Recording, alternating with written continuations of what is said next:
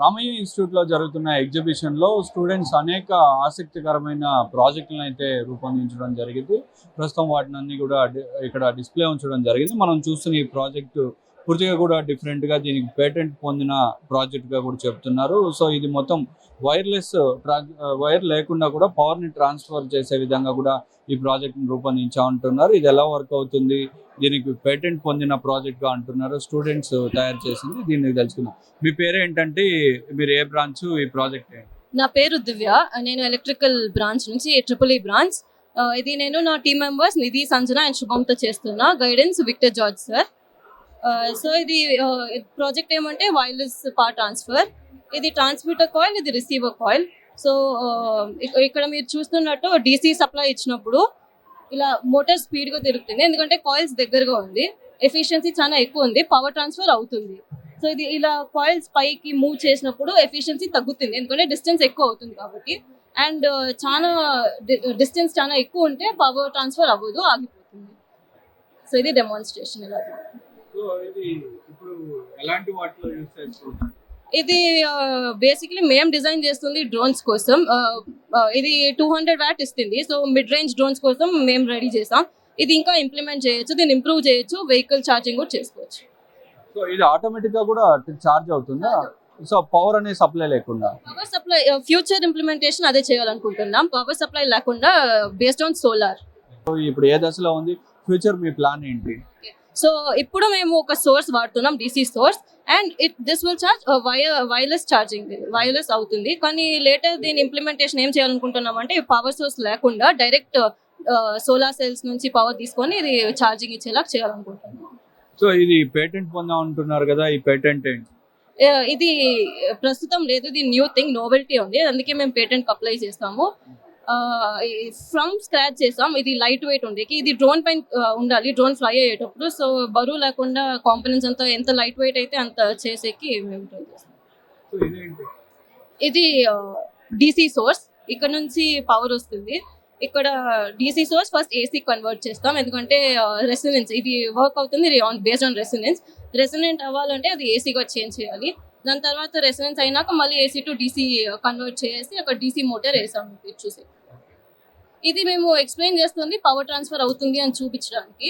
Later దీన్ని తీసేసి మేము ఈ డ్రోన్స్కి వాడతాం. So this system is designed to transfer power wirelessly from the transmitter side to the receiver side. So this is the transmitter coil and this is the receiver coil. The circuitry in the transmitter is set up in this box, and this is the supply, which will be later replaced by a solar panel as such to make it a completely renewable setup. And then this receiver coil will be set up on a drone, and this is the circuitry which will be on the drone. Here it looks a little heavy, but in the further developments it will be made into a light PCB which will be mounted in the drone so that it can be a lightweight application. Now to show the demonstration, as I increase the voltage over here, which will be given by the solar panel,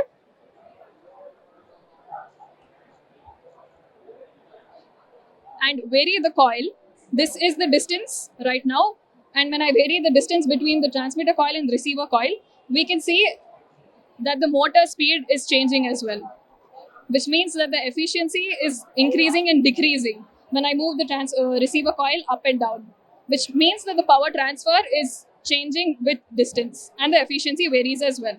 So this is the setup for now. The future developments can be to increase the efficiency. The efficiency can be increased by changing the dimensions of the coil. So let's say we can make it a thicker coil so that the losses or heat losses will be less, so the efficiency will improve. And also on the receiver coil, the wire length also will be reduced since it will be directly mounted on the drone, and therefore the inductance will be reduced and the whole setup will act more efficiently. Speaking about what is novel in our system or what we have patented it for, the battery voltage and current on the receiver side is known to the transmitter side by a method called PWM, mode of data transmission, which we have applied a patent for. Yes. So కొత్తగా కూడా ఈ project అనేది చాలా ఆసక్తికరంగా ఉంది. ఇది పూర్తిగా కూడా ఇప్పటి వరకు మనం ఒక సిగ్నల్స్ వైర్లెస్ ద్వారా ట్రాన్స్ఫర్ అయ్యే పరిస్థితిని చూసాం. అయితే ఫస్ట్ టైం పవర్ని కూడా వైర్లెస్గా కూడా ట్రాన్స్ఫర్ చేసే ప్రాజెక్ట్ని అయితే స్టూడెంట్స్ రూపొందించడం జరిగింది. ఇది ప్రధానంగా చూసుకోవచ్చు. ఈ కాయిల్ నుంచి ఈ కాయిల్కి ఎలాంటి వైర్ లేకుండా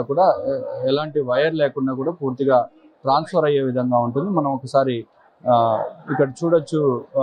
ఇక్కడ పూర్తిగా కూడా ఇక్కడ ఉంటుంది. దీన్ని వైర్ అనేది ఇక్కడ పైన ఉంటుంది. సో ఈ కాయిల్ నుంచి ఈ కాయిల్కి అనేది సప్లై అవుతుంది. మనం ఒకసారి చూడొచ్చు.